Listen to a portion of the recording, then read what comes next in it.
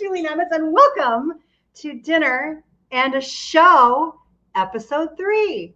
I am so happy that you're here. I hope you and your loved ones and your friends and family are safe and enjoying and getting ready for what is hopefully going to be a wonderful holiday season. They're all going to be a lot smaller this year, aren't they? And you know, one of the reasons why I wanted to start this show is because one of the things that I love doing more than anything is cooking for my friends and family and loved ones. I love throwing parties. I love backyard barbecues, dinner parties, fancy and casual, potlucks, holiday parties, and we can't do that this year. COVID is requiring us to stay home and stay safe.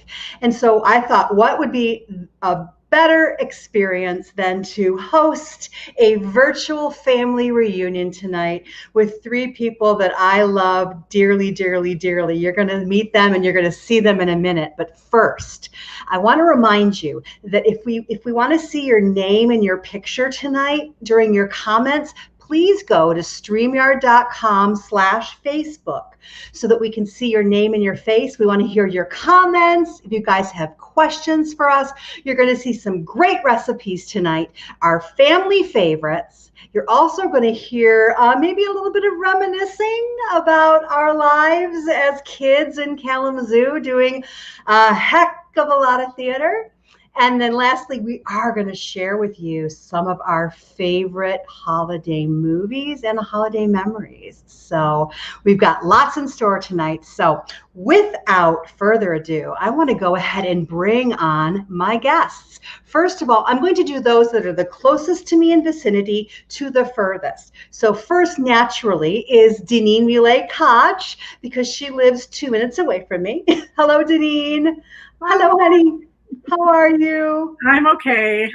Hanging in there. Yeah. Yes. We are, right? We're hanging in there. I'm so happy you're here. Yay, we're going to cook tonight. We're going to virtually cook. Right.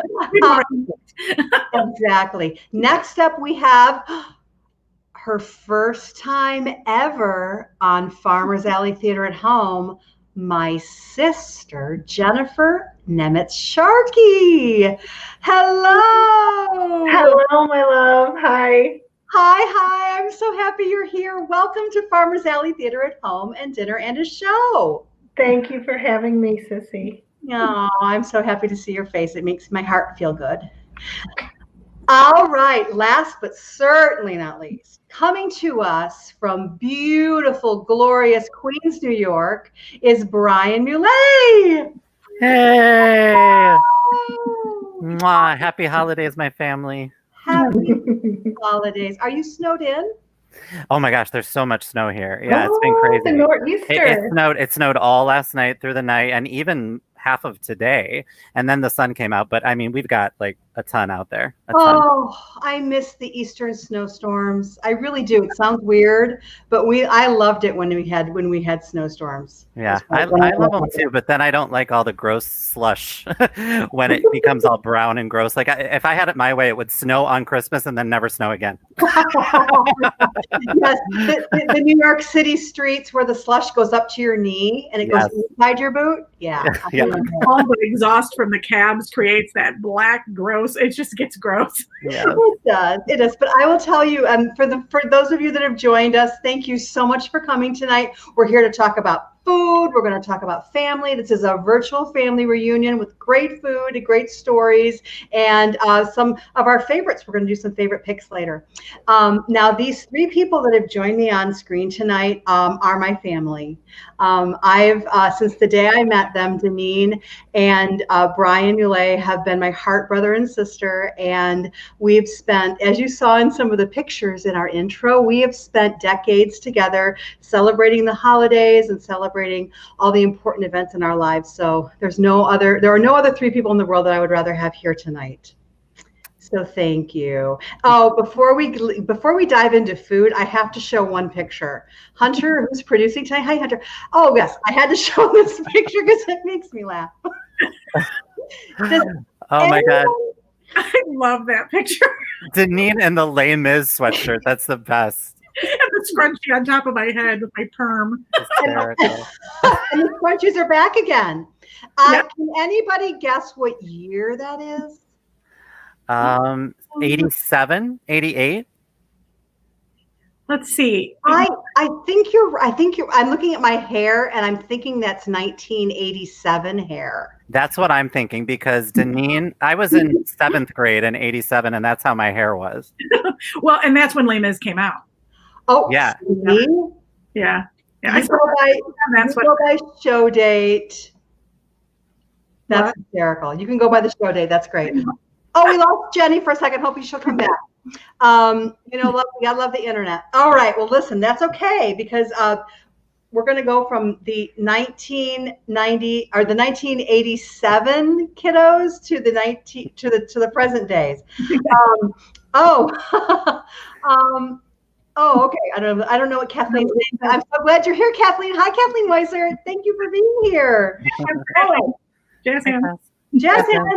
We are going to go ahead and start out with the food. Now, what I asked my guests to do is to bring to tonight's virtual family reunion one of their favorite holiday dishes that they make each year.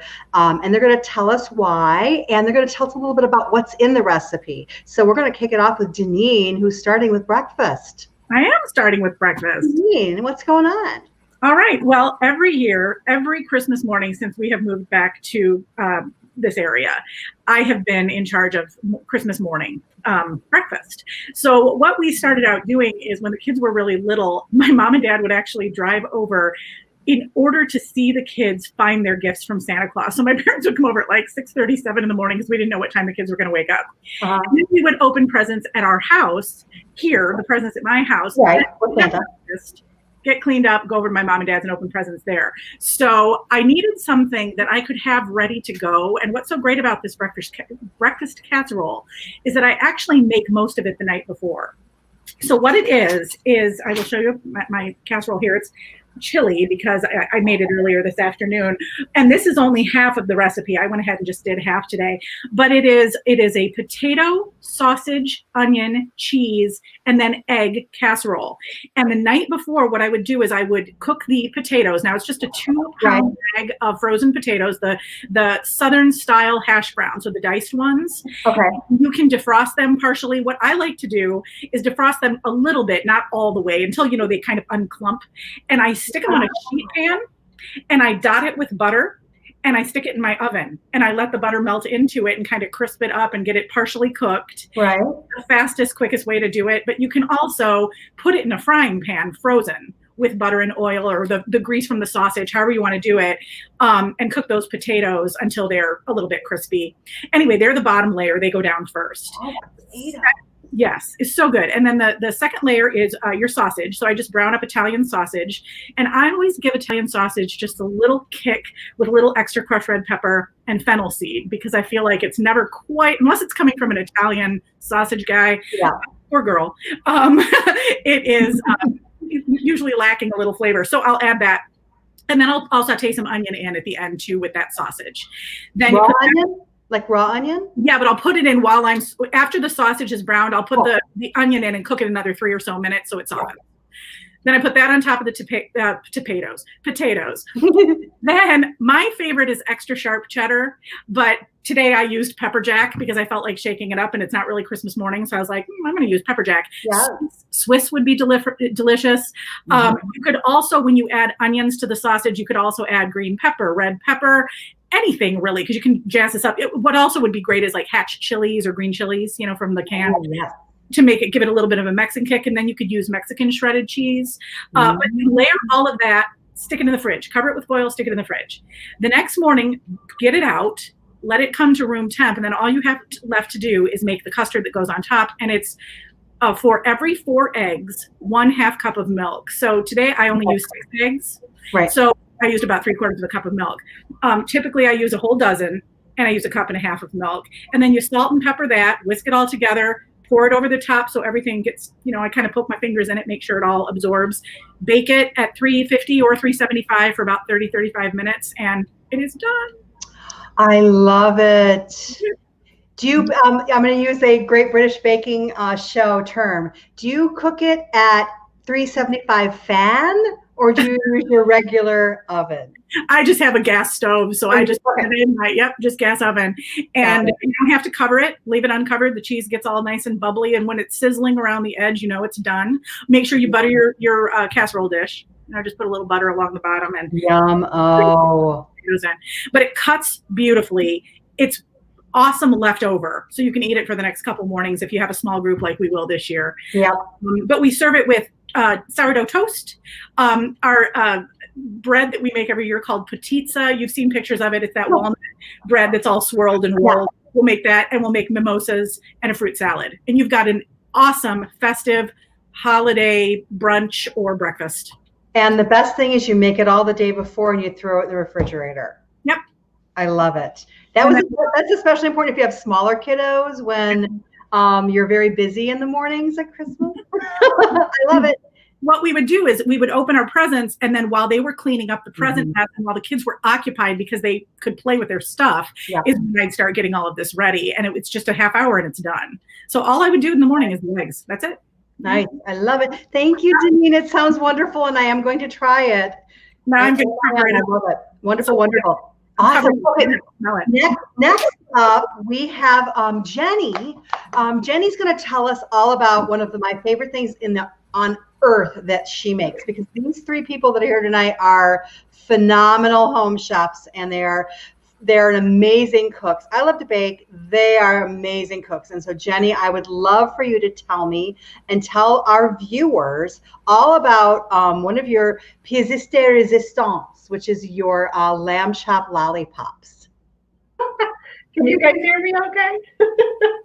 There you are. I just a little bit of backstory. How I learned this recipe was my son was a baby, Leo, and I bought my mother a Christmas present, and it was a class at the local community college in Livonia called Schoolcraft College. And so she came and stayed with us, and she needed no excuse to come and stay with us and take care of Leo. But she was there, and she went to her class in the evening, and the instructor there taught her this recipe. And over the years, I've changed it up just a little bit, but it started out with my mom and I making this together the night after she took her class. Nice. So you need to get your lamb chops from Sam's Club or Costco. That's where they're least expensive. You thaw these out, and you use your scissors, your kitchen scissors, to just kind of cut them apart. Okay. Oh, you cut them apart.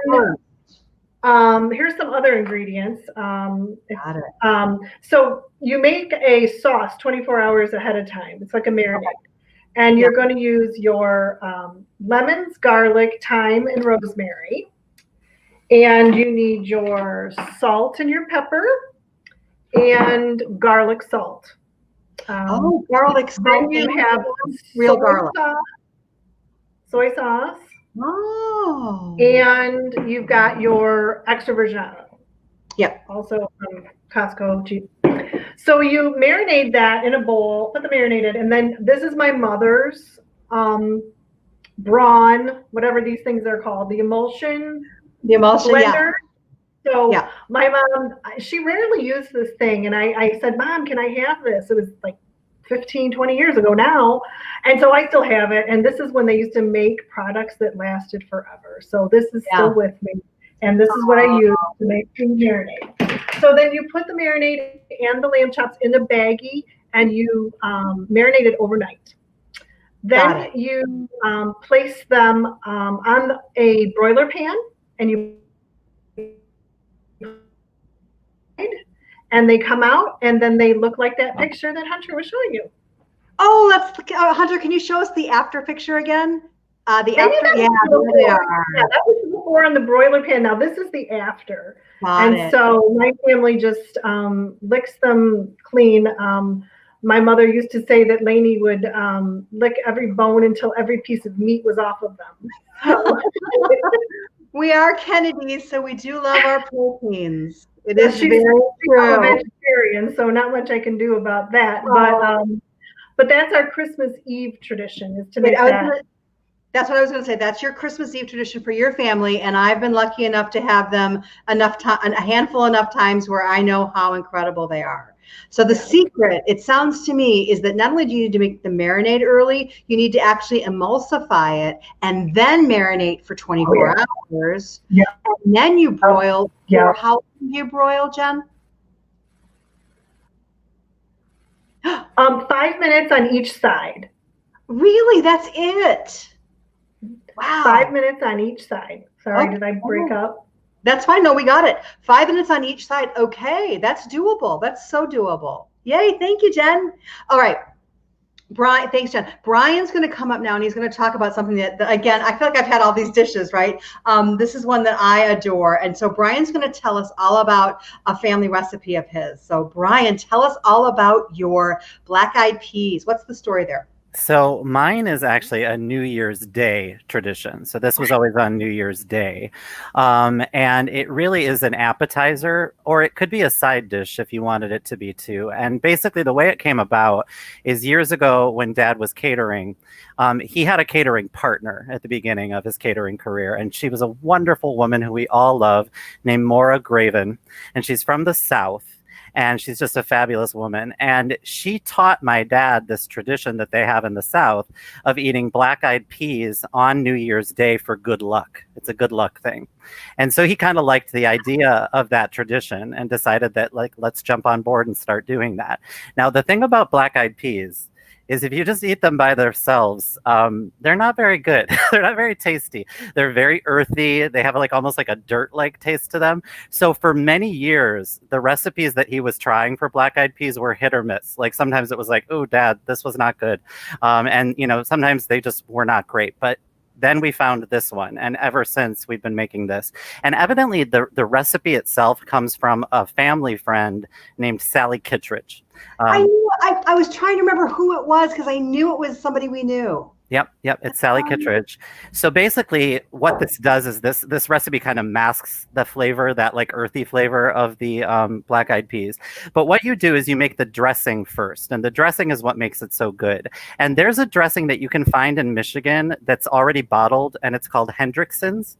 And it's actually the dressing that you would use. It's all the same ingredients. So if you can find Hendrickson's, you can just use that. But you can make it. If you can't find Hendrickson's, which I never can find it actually in New York, I just make it myself. And what the ingredients for the recipe for the dressing is it's a teaspoon of salt, a teaspoon of pepper, a tablespoon of water, and then a cup each of apple cider vinegar, sugar, and olive oil. A whole cup of sugar. It's a really sugary vinaigrette. So it's basically the peas don't taste the dip doesn't taste that way. Wow. Yeah, you wouldn't think that there's that much sugar in there, but there's a lot of sugar. Right. And what I do is it makes a lot of dressing. So like anything that I don't use, I just put like in a little bottle. Like this is the stuff that I didn't use today. So I make the dressing, and basically all you have to do is put that stuff in a pan, put up the heat, and then let the sugar melt. That's it, basically. And then you just let it cool. And then the dip comes together really easy. It's just it's 1 can of pinto beans, a can of black beans, a can of black-eyed peas, a can of white corn. You drain and you rinse all of those, and then you put them in your bowl. And then you add half a red bell pepper diced, half a green bell pepper diced, 2 jalapenos diced, a half a cup of onion, and a half a cup of celery.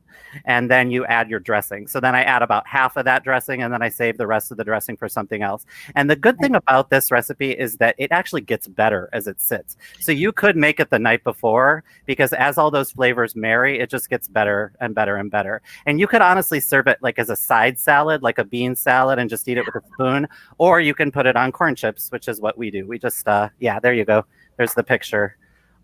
We just use corn chips, and it's delicious. It's like the perfect marriage of so many different ingredients, because you've got the soft beans, then you've got the crunchy celery and the crunchy green peppers and the onions. It's awesome. Lots of good textures, and I think what's so nice is that dressing is both sweet and tart. So you get a little bit of the tartness from the vinegar and a little bit of the sweetness from the sugar. So it's good. It's very addictive. I could just keep eating it and keep eating it. And this is actually, I can't really tilt it very much, but this is the actual dip. That's gorgeous. Brian, it's so gorgeous. I love it. And you know what? I think that everyone that's watching tonight, if you're watching live or you're watching a replay or you're catching this on Instagram TV tomorrow, I think we should all take a moment to all agree that we're going to make black-eyed peas on January 1st this year, because 2021 will hopefully be a year of great luck and great happiness, and we will be having a very different experience. I think we should all start it out with black-eyed peas. Yes, for sure. Awesome. Well, Let's hope they work. Yeah, right. Oh my God. Knock on wood. All right, Hunter, could you bring everybody else up while I share my recipe? Because I wanted to tell y'all, all of those recipes are just remarkable and wonderful. And now I'm very, very, very, very hungry because I skipped dinner. But I'm going to go right now, and I'm going to tell you really quickly. I have a very simple holiday tradition that we have here at the Nemitz Madelung family, and I call it working mom fudge, because it is honestly the easiest fudge you will ever make, and it is so fast. It is literally, you don't even need to write this down, you will remember it. It is 1 can of sweetened condensed milk, right? You've got 1.5 cups of semi-sweet chocolate chips, 1 cup of butterscotch chips. Plop it in the microwave for 1 minute. Stir it up. You're basically making a very thick ganache, right? You stir it up after 1 minute, then you put it in for another 30 seconds. You stir it up again till it's nice and completely melted, but not too hot, otherwise it'll start to curdle. So you're at about 1.5 minutes on most microwaves, maybe 2. And then when it comes out, you add a teaspoon of vanilla. And then in my family, we do mix-ins. So everyone in my family likes their fudge a different way. Tonight I made, because I love my husband, I made his favorite, and this fudge is Rocky Road. So it's got walnuts and marshmallows, and on top it's got little jimmies, little holiday jimmies. But this is his favorite, is Rocky Road. Now Lucy, my older daughter, she only likes nuts. So I make hers with just walnuts. Eliza likes the Rocky Road, but she really loves mini M&Ms. So I usually do one with mini M&Ms for her, because chocolate on chocolate, why not, right? And then I love peppermint. So I usually mix in peppermint sticks. So I make chocolate peppermint fudge. And that's basically, you take this big batch, you break it up into bowls, and everybody mixes in their favorites really quick. And you let it, the secret too, you guys, is to line your dish with plastic wrap, because there's nothing grosser than getting all the fudge that gets stuck on the inside of your pan. If you use plastic wrap, you can just lift it right out when it's ready and cut it into slices. And that is your working mom fudge, because you can make it in about 3 minutes. Awesome. Voila. And it's the first dessert I have to make every Christmas holiday. It's like a tradition. I'm very superstitious. So there are certain things that have to happen in certain order in the holidays. So the fudge has to be the very first dessert I make. Otherwise something might go wrong. Oh, no. You know, my mom always, Jenny will remember this. You guys remember this. My mom Linda, we miss you, Mom. She always had to have a Christmas cry. So every year there was something that happened at our house about Christmas that would make my mom cry. And so I always want to make sure that fudge is not the reason why I have a Christmas cry. So that's why I make the easy version. So try it at home. It's super easy. And it's great if you've got little kids, because they can control their own ingredients inside their fudge. And you can pop it in the refrigerator for 10 minutes and it hardens up and you're ready to eat it. Sounds great, Julie. Sounds so great and so easy. That's so awesome. Isn't it crazy easy? Yeah. It really, and the weird thing is you'd think, oh, I don't want butterscotch chips in there. But there's something about the way they melt in with the semi-sweet chocolate. It just makes it have it's a bright, almost like a brighter or a more caramely kind of flavor. I love butterscotch. In fact, I think butterscotch is underrated. I think we should all be using butterscotch more. Butterscotch chips and chocolate chips are what's mixed together to make those amazing Rice Krispie treats. Those Scotcheroos that a lot of people use. That's butterscotch chips. That's a slamming combination. Oh, it is. I use butterscotch chips always on my magic cookie bars. Yes. Always.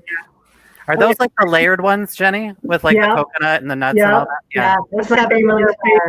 7 layers. Christmas cookie. Is the magic bars. I love it. So good. All right, you guys, thank you so much. So that was the food portion of our evening. And what I want to talk about now is I want to ask a couple questions of my guests because, as I mentioned at the beginning of the program, not only did we grow up together, we did an awful lot of theater together.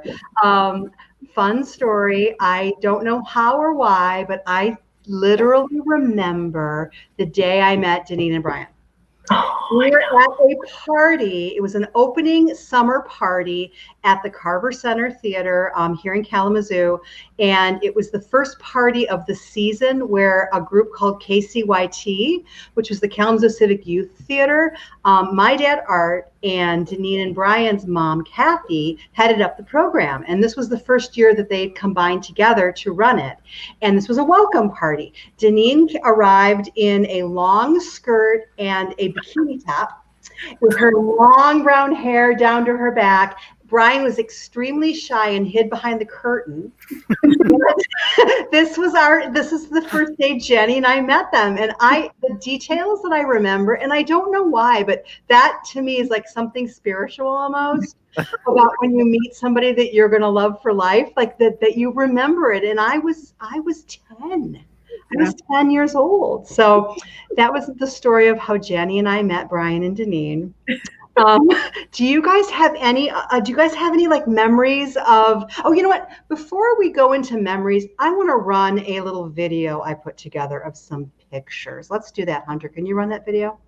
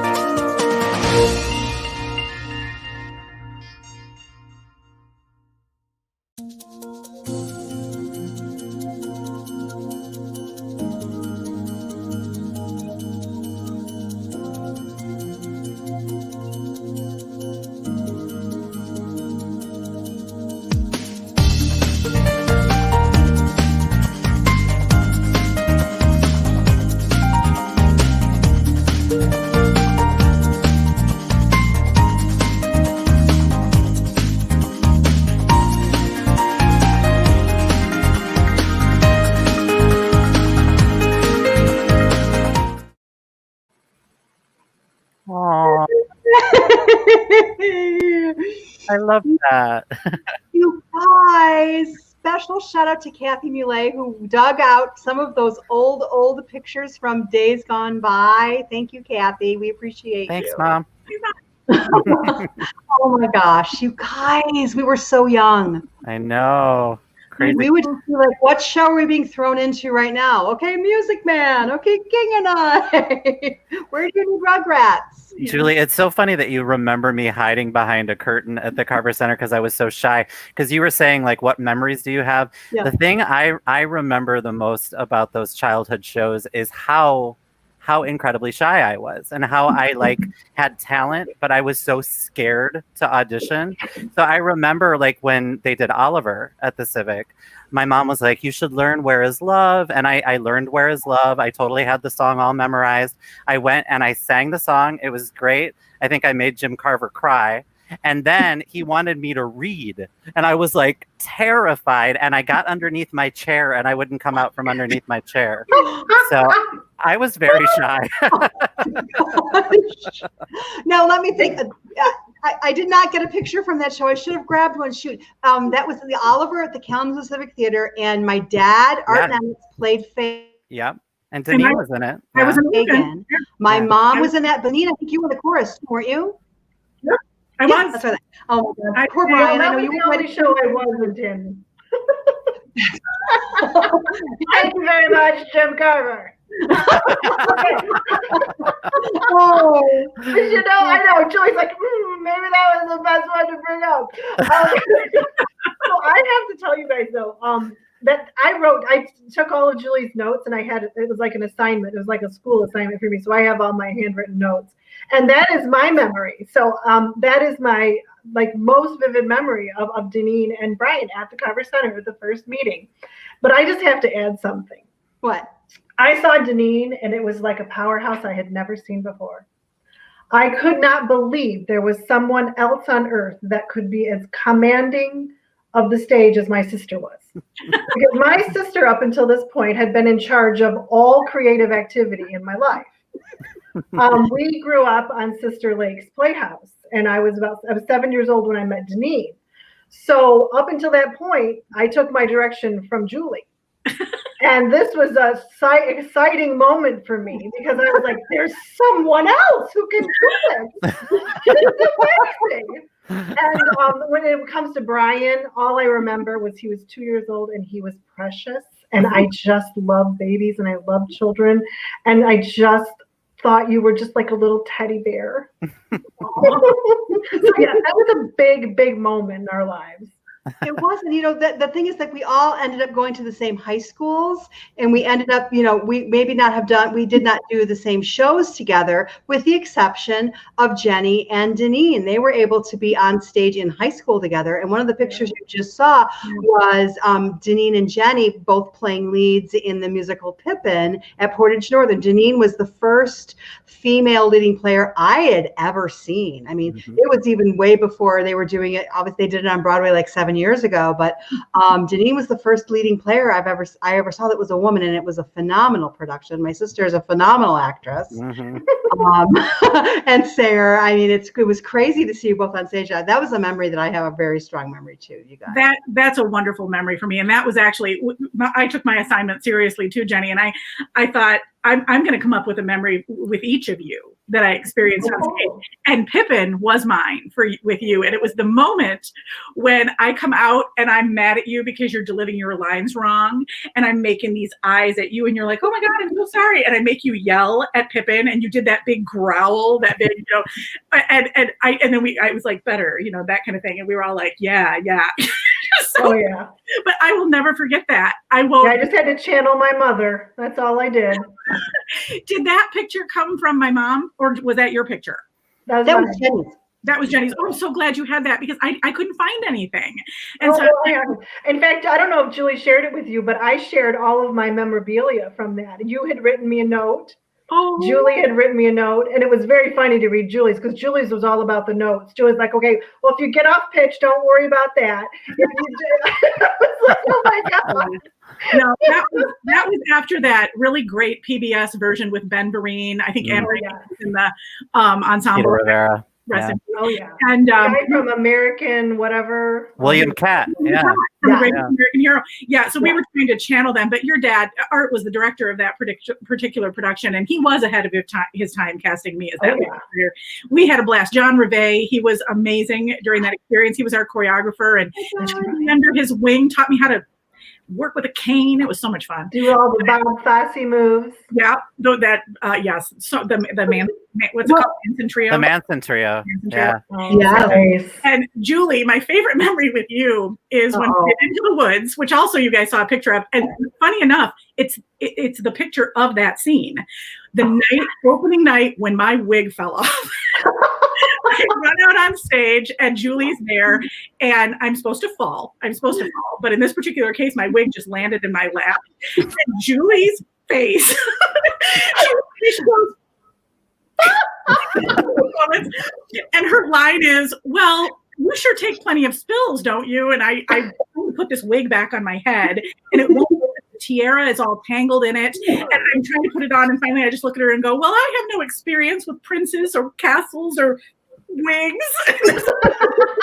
Perfect save. It was such a good save. That was Trying brilliant. so hard not to laugh, but that was such a fun moment, and it even got mentioned in the review the next day when they used to review shows. Yeah. Yes. Remember those days? Yes, I remember.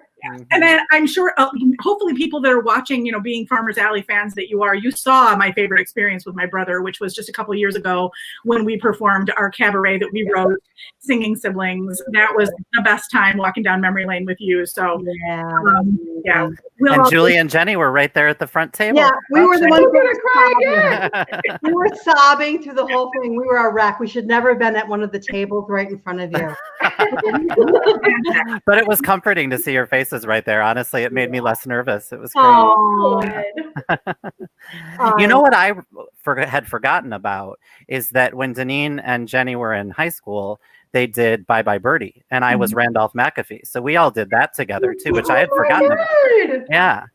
That's right. That's Yeah. You were Randall McAfee, so you were in. Okay, then there is a show that the trio of you did together.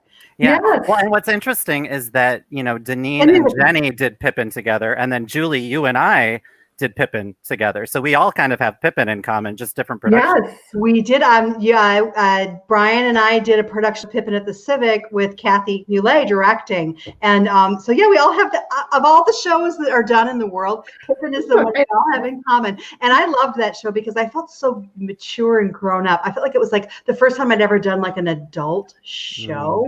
Yeah. And I felt very. And I do have a quick memory about that with Kathy.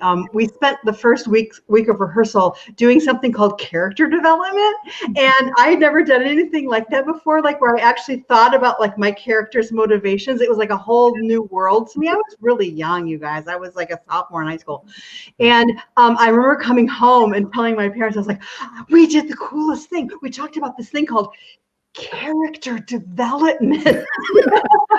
And I got to think about what my character was doing and feeling and thinking, and my parents were like, yeah. But it was the first time I'd ever had the chance to do that kind of thing. So your mom opened that door up to me. So yay. Any other fun memories, Bri? Well, that one picture I know that you showed was from Music Man. So I guess that was, I don't know if you were in that, Julie. Were you in that? Mm-mm. Or was it just the three of us then? Yeah, it was the three of us.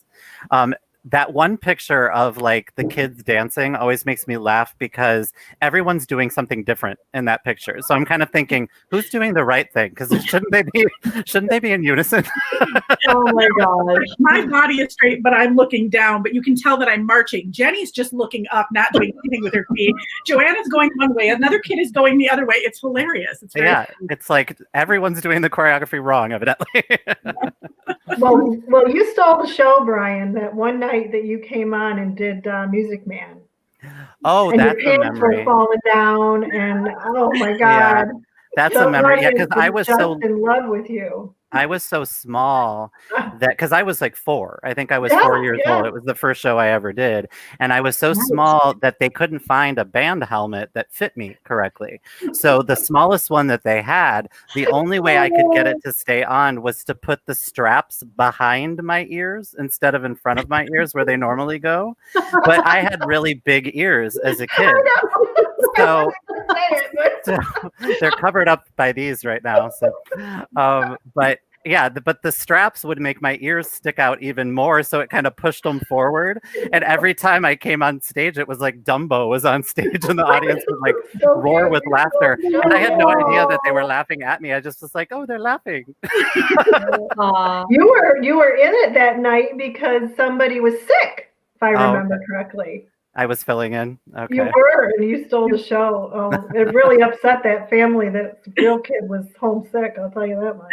Yeah. Oh my God!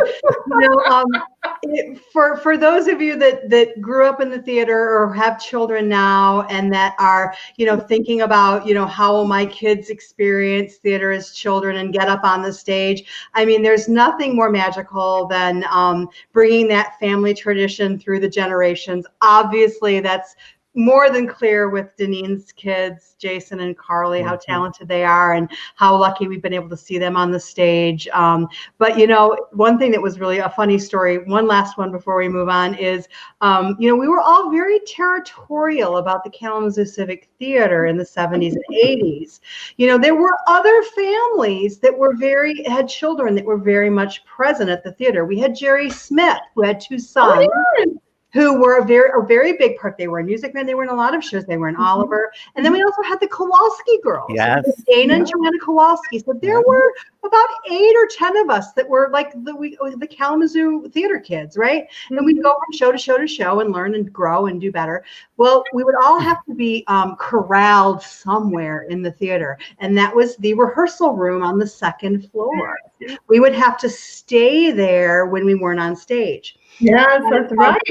Those were fun times. Those were oh my fun God. times. And it wasn't like now where there has to be a parent monitor every moment. There must be one parent for every 3 children monitored daily, 24/7 with 911 ready to be called. No. There was like a teenager smoking a cigarette out on the balcony. Sure. Is supposed to be watching us. I mean, those were the 70s and 80s.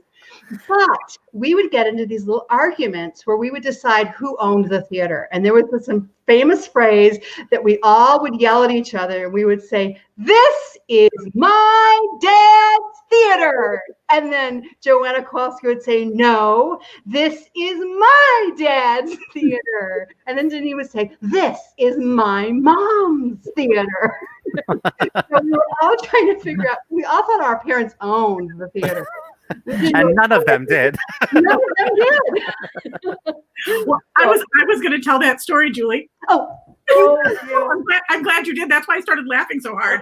Yes, I was like, that's the first thing that came to mind, other than hide and go seek and knowing every single little crevice in that building. Yeah. You know, like the office stairs and the, you know, going into the costume when it was the cage. Yeah, that was the fun one. Scary. I was scared of the cage. I was scared of the cage. I was scared of the cage. Well, there seems to be a theme here. Running around that theater. I mean, we did not have any kids following us around. I knew it. Yeah, it was wonderful. I mean, parents don't let their kids do that today. No. And think about what it gave us all. You know, all that creativity. Yeah, it did, and freedom, and places to kiss boys, you know, and so many games. We would just play games when we weren't on stage. I remember being in the rehearsal room just playing games. I looked forward to that more than being on the stage. Like I couldn't wait until the scene was over so I could get back to the game with the kids. You know, so true. You know what, you guys, I would love to stay even longer in memory lane, but I want to show one picture. Hunter, can you show that picture again of our family dinner in the 80s, that first picture? I just have to bring it up again because it has 2 people that we love very much in it, my mom, Julie Nemitz, and our beloved John Mulay. And this was a Christmas dinner, I want to say 1989-ish. We had a special guest at the table, Lee Buckholtz, and I believe Kathy was taking the picture, so she's not in it. But that picture makes me giggle. You can tell it's the 80s because of our hair. Yeah, I don't know if it was 89 because I would have been in college by then. And I think based on what I have on and my hair, I think it's 87 or 88. Yeah, I would go 87. Yeah, it might be 87. Okay, but I had that was the big perm from 88, 89. So maybe you're right. Maybe it was 88. Yeah, you know why? I have another version of this picture. Well, not this picture, another year, the following year. And I believe you're right. I think this one's 88 because the next one's 89 and Mark Paradine is in the picture. My boyfriend. Yes, right. I think I enter the picture. All right, this is it, guys. We've got a little bit longer, but I want to get to this last part, which is the part called Dinner and Show. We've talked about theater, we've talked about the shows we've done and we've loved, but I want to hear about the holidays. What movie do you guys love beyond all measure? It's your favorite movie for the holidays. You share it with your family. You watch it every year. Let's start out with Jenny. What movie is your favorite? Yes, our favorite movie is Home Alone. It started out that we were decorating the Christmas tree, and my son was very little. And we would need to put something on the television to keep him focused on the task at hand, which was decorating the tree. So it was all about Home Alone from the time he was very young. And I have a picture here that if I can get on camera, I can just show you guys why it was so important to us, how much we loved Home Alone. This is a picture of Leo that my dad took. And all you had to say to him was, do Home Alone, Leo. And he would do this for you. So that became our favorite. Now, as the kids got older, they grew to love Elf, and I do love Elf. So Elf is our second favorite, but Home Alone has a special place because of Leo's little performance. Oh, I love it! Yay! How about you, Brian? What about you? So I love a lot of Christmas movies. There's a lot that I really love, and Denene's going to talk about one that we both love enormously. So it was hard for me to pick. There's a couple things I always have to watch. One is the animated Grinch, like the original animated Grinch. Like always have to watch that. I love that. I also love the animated Charlie Brown special too, the Charlie Brown Christmas. But the one that I chose for this to talk about tonight is actually Home Alone 2. I love both movies. I love the first version and the second, but I think the second one, being in New York and living in New York, that's really what makes me love it so much, because if anyone that's ever been to New York knows it's a very magical place during the holidays. There's just so many beautiful things. The Rockefeller tree, the ice skating rink at Rockefeller, Central Park in the winter is just so gorgeous. The Radio City Christmas show with the Rockettes, like there's so many wonderful things. And Home Alone 2 does such a good job of capturing all of those things that happen in New York, because he goes to all of those places while he's lost in New York. And I think one thing that's so touching about both Home Alone movies is that moment between Catherine O'Hara and Kevin at the end of the movie when they finally see each other. I cry every time. Like, I mean, there's something about a mother being reunited with her son that she was so worried about that, you just can't help but cry. So anyway, I think that's an amazing movie. You just said the magical word for dinner and a show, and that means I have to bring up our patron saint, Catherine O'Hara. With every show. I love her very much. Moira, Rose, we love you, we miss you. Well, and also speaking about Catherine O'Hara, one thing that always makes me laugh when I watch the Home Alone movies is that when you watch those two movies, she's just like a normal actress. She's just like, playing it very straightforward. She's a very caring mother. And now everything she does is so over the top and fabulous. Like, I love that. But it's like a different actress almost. It doesn't seem like the same person. Yeah, I agree. Yeah, Christopher Guest created a monster, right? Right. A monster. A very, I very love it. All right, Denene, you got to tell us what your movie is. I think half the people watching tonight already know what it is, but tell us. Mine's pretty much that classic. It's a Wonderful Life. We have to watch it. We have to watch it every year. It's absolutely perfection. My dad loved this movie. We watch it every year with him. There were always two moments in the movie that made him cry. It's the same two moments in the movie that make me cry. Every year you think, well, I know what's going to happen. It's not going to get me, and it always gets me. But I do. I just think that it has such an amazing message. It's timeless. It'll never go away. And we watched it last year. It was hard last year after, his dad passed away on December 15th, and we just hit the year anniversary of that, which is mind blowing. I can't even believe it. A whole year. What? Yeah. The worst year, and a year I'm actually not too upset that he missed, if I'm being honest. I know. Right. We weren't sure we were going to be able to move forward from that moment last year. We didn't even know if Christmas was going to happen for us, because everything leading up to December 15th was about Dad. And we all kind of looked at each other like, are we even going to do presents? It was December 16th, guys. We had nothing. Nothing was up. Nothing, we were all just sort of like, what do we do? And then somehow, I don't know, the magic of Christmas kind of said to us, no, you still make it happen. You make it happen in the memory, and you make it happen. And we got it all done. We got it all together. We still had presents. Freudian slip. We still had presents. We still made all the cookies. We still made all the cookies that, we still watched It's a Wonderful Life. Good. And it meant even more, and it just always will. So good. There you have it. I love it. That's something we're all blessed with, is wonderful lives. So it is. through horrible times like this year, all we have to do is think about getting through it and going on to next year, because that's what we do. You carry on. Well, and I know that when I was there for Thanksgiving in 2019, we were kind of talking around the table after we said a prayer. And, you know, Mom said 2019 has been such a difficult year because of Dad's sickness. And it's so crazy that we were like thinking about, 2020 is going to be better. And then 2020 happened. Yeah. Oh my gosh. Yeah. Well, you know what? I am going to really quickly share my favorite holiday movie, which is Love Actually. Yes, it is. It's very controversial now. It hasn't aged as well as we had hoped. But I'll tell you why this is my favorite movie. Because like I said, I have certain traditions that I need to do. Otherwise, I'm afraid something's going to go wrong at Christmas. One of my traditions is the weekend after Thanksgiving, I have to watch Love Actually at some point that weekend, Friday, Saturday, or Sunday. I have to watch the entire movie in its entirety without getting up.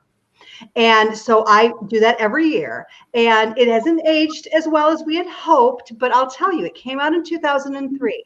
Rich and I had been married for maybe a year, and it was literally 2 years after 9/11 when it opened. And the movie starts out asking everyone, and it's at an airport, and you're saying that love actually is all around, and 9/11 caused us to have to really remember what's important in life, and it's family and love.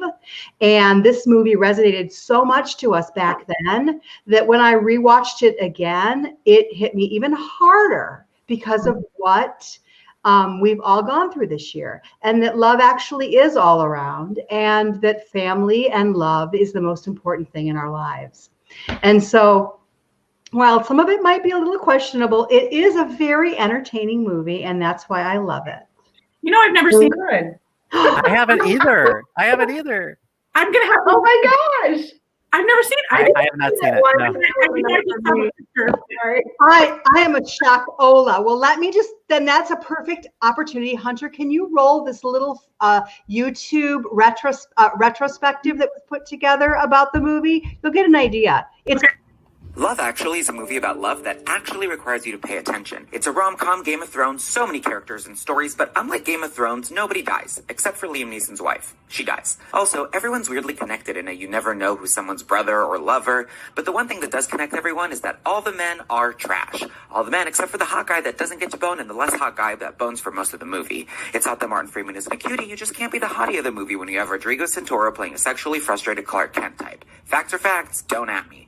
But yeah, Colin Firth falls in love with a woman he's never talked to. Hugh Grant is too proud of himself for liking a girl he thinks is fat, she's not. And Q Card's guy is not romantic, he's creepy and a bad friend. And that is why this movie works. Because aren't we all in love with people who are a total problem? If you haven't been a Laura Linney thinking you don't deserve the love you crave, then you're an Emma Thompson crying alone to Joni Mitchell while your lover pursues the sexy human version of Edna Mode.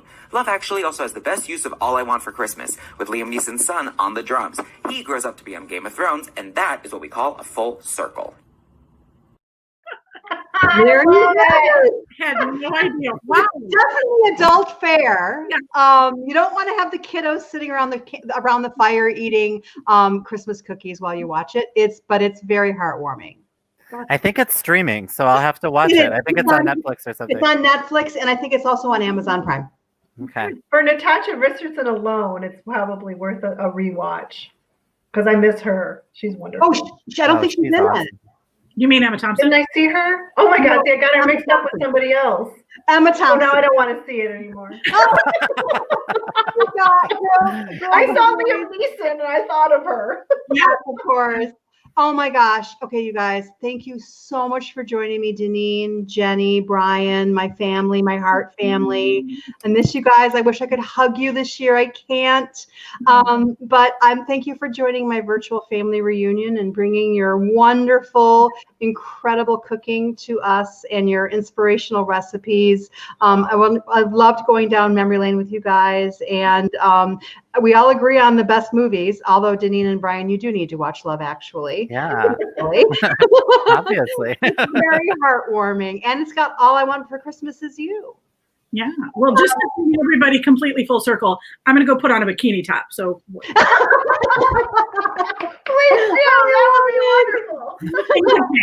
I love you much. Thank you so much for being here tonight. I'm gonna miss you. Bye. Bye. Listen, we've got some more stuff coming up. I want to make sure everyone knows that we are so proud of the holiday special that we've created for our community. It's called Home for the Holidays, and it is a concert featuring people from all over the city, far and wide.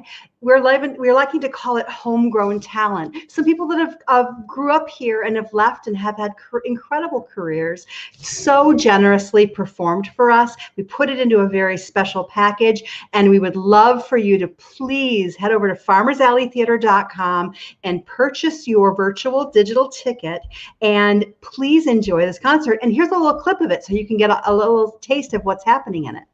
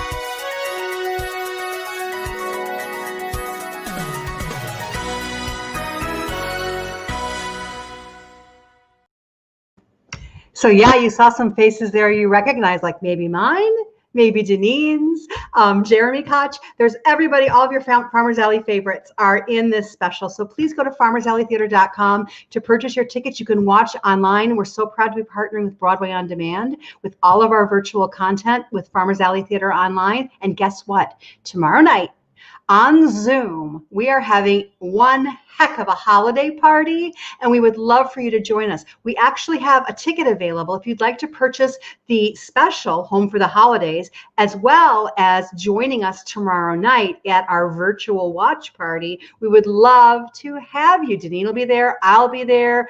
Rob, Jeremy, and Adam will be there. Everyone from Farmers Alley will be having a good old time on Zoom. We can't be together for our holiday parties, but the virtual world will at least allow us to connect and gather. So please join us there tomorrow night. Tickets to that event, again, are at farmersalleytheater.com.